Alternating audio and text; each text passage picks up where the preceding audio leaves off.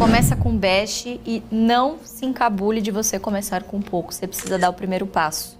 Na bolsa, você tem a realidade e você tem a expectativa. De vez em quando, essas duas se encontram, né? Então, você tem que saber ler nesse momento o que está acontecendo com o setor, se já é uma realidade ou se o mercado já está precificando ali uma expectativa. Talvez os que hoje, na nossa visão, tenham assim, maiores oportunidades sejam os bancos, mas a gente sempre fala dos setores Best. O que é Best? Best é de melhor mesmo, acrônimo de melhor. E são os 5 setores que nós temos em grande maioria nas nossas carteiras. Então é banco, Estou anotando tudo aqui. Banco, energia, seguro, saneamento e telecom. Eu tenho 2. Quais? A minha maior posição em bancos é Santander. Santander? É um banco essencialmente de varejo, né? Então, obviamente que... Olha o varejo surgindo aí.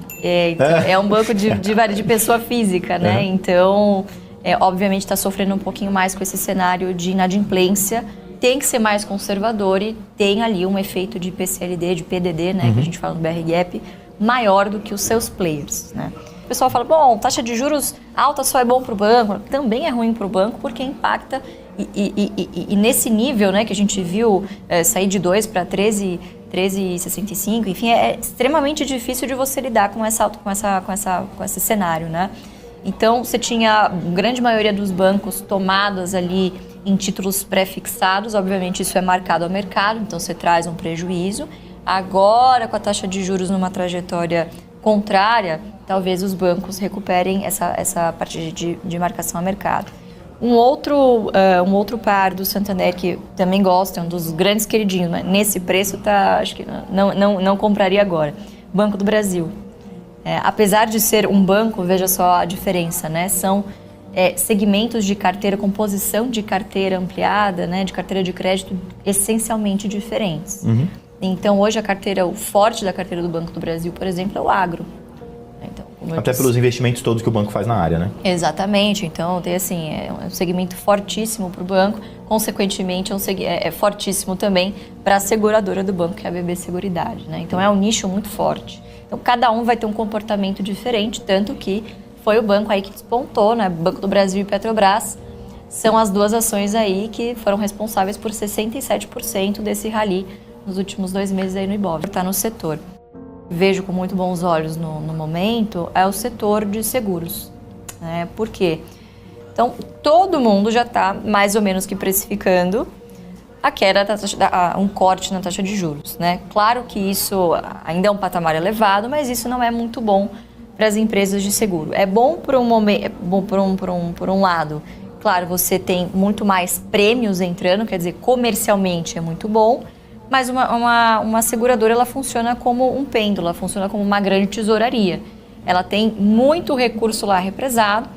A gente tem que lembrar que o segurado, ele paga por um serviço que ele reza para não receber. Sim, ele paga para não ter que usar. Exatamente. Então, o floating que essas empresas, elas são grandes tesourarias. Então, quanto maior a taxa de juros, maior vai ser a sua receita financeira, né? Então, obviamente, eu acho que é um setor que agora deu uma estacionada justamente por tentando precificar aí uma queda da taxa de juros e tem coisas bem interessantes. BB Seguridade, Caixa Seguridade são duas que eu gosto bastante também. Então, em seguida, indo na ordem do Best, né, a gente tem também o setor de energia. O setor de energia, nitidamente, geração e transmissão, está passando agora por um período de desalavancagem, né? Muitos deles investiram, então, em novas concessões de transmissão. Inclusive, agora no final do mês tem um leilão bem grande na ANEEL, né? Então, para quem investe nesse setor tem que ficar de olho.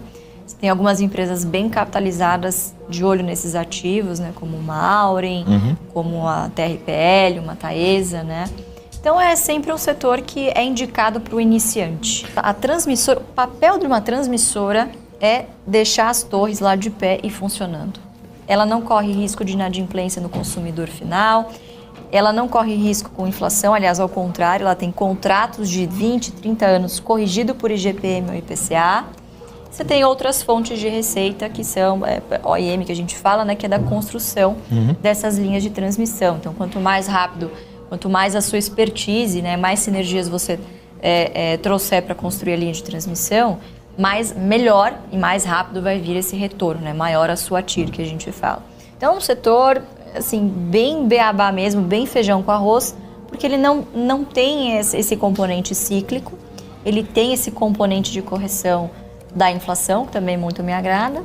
E terceiro, ele é um setor extremamente defensivo, então quer dizer, a bolsa sobe muito, ele vai lá subindo devagar e sempre. A bolsa cai pra caramba, ele vai lá, cai um pouquinho ou até se mantém estável, né? Então, para quem está começando e tem um pouco de medo dessa grande volatilidade que o nosso mercado tem, pode ser um bom ponto de contato, né? Só para concluir de energia, né? Talvez essas boas empresas passem por um ciclo muito forte de investimento nesse curto prazo.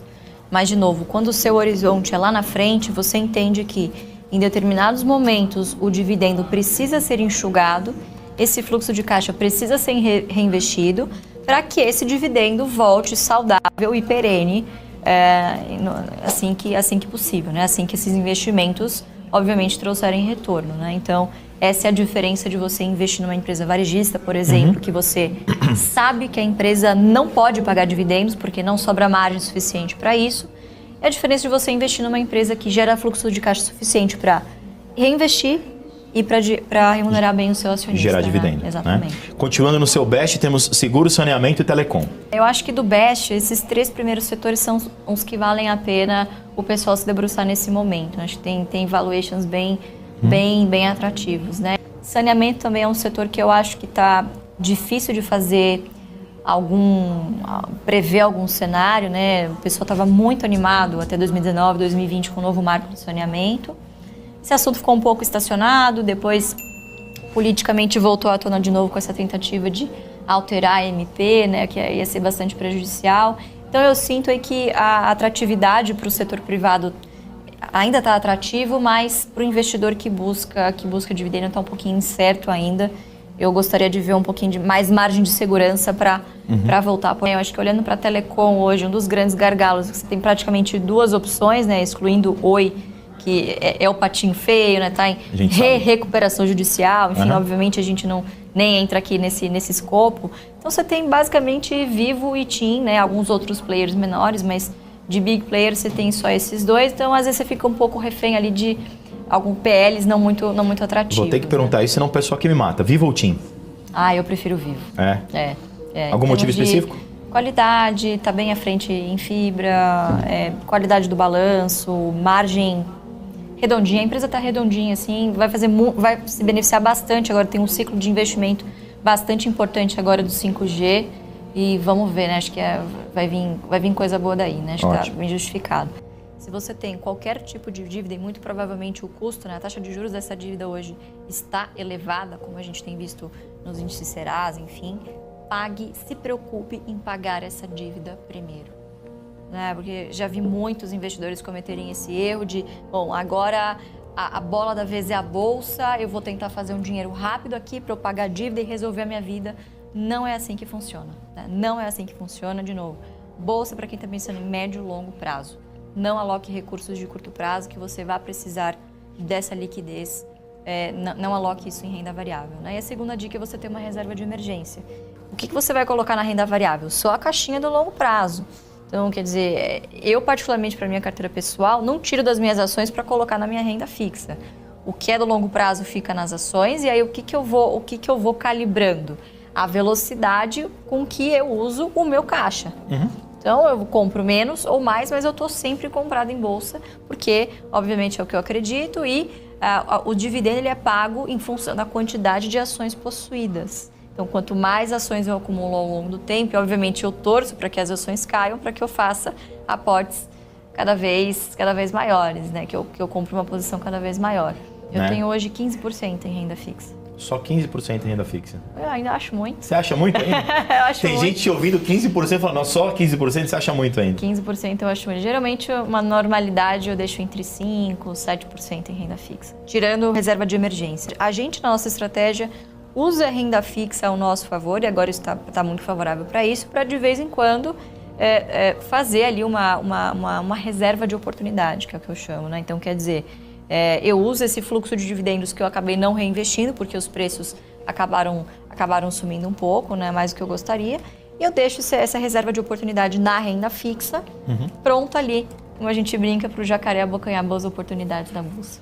E o momento está muito propício para isso, você usar a renda fixa, claro, para você ganhar uma musculatura nessa sua reserva de emergência. Então, acho que a dica é seja conservador. Na renda fixa, 100% renda fixa. Por quê? Você tem que investir por objetivo, não no que está rendendo mais no momento. Depois que você aloca isso em caixinhas, em objetivos para esses recursos, aí sim você vai buscar as melhores opções de produtos que se adequam às características que você está buscando. Então, se você está agora querendo pagar uma dívida, formar a sua reserva de emergência, isso tem que ser na renda fixa, porque você vai ter segurança, você vai ter a liquidez e, claro, você vai ter a rapidez desses ativos. Enfim, você sabe que vai estar ali guardado, pronto para que você use isso no curtíssimo prazo. Né? Boa parte do que a gente está vendo hoje no mercado é, de fato, fluxo. Né? Como a gente brinca contra fluxo, não há argumento. Então, tô esperando para ver um pouquinho como que os investidores vão se comportar. Agora, o que vai ditar esse comportamento é, de fato, taxa de juro real. Por enquanto, a gente tem uma das taxas de juros reais, uma das mais atrativas do mundo. Outra coisa que temos que aguardar é como que o Fed vai se comportar daqui para frente. Né? Se essa taxa de juros subir além do esperado, claro que a gente sai um pouquinho prejudicado nessa conta. Né? Então, o estrangeiro vai preferir sempre a segurança do mercado americano do que a dos mercados emergentes. Também depende do comportamento nosso comportamento do lado fiscal. Né? Então, por enquanto, como eu disse, o mercado ele é feito de expectativa. Não vou dar uma opinião aqui se o governo está bom ou não, mas a verdade é que está muito menos catastrófico do que se esperava, do que se tinha no cenário do final do ano passado. Né? Então, quer dizer, a gente tinha um cenário muito mais pessimista para exterior no final do ano, né? Logo depois das eleições. Então, você tinha uma possível recessão nos Estados Unidos, você tem ainda a questão em andamento da guerra Rússia-Ucrânia e você tinha também latente a crise energética na Europa. Tudo se desenvolveu para não ser tão catastrófico como a gente estava imaginando. Então, agora é ver o que vai acontecer. Eu acho que o grande driver mesmo, o trigger, vai ser como que vai se comportar a taxa de juros americana. E no exterior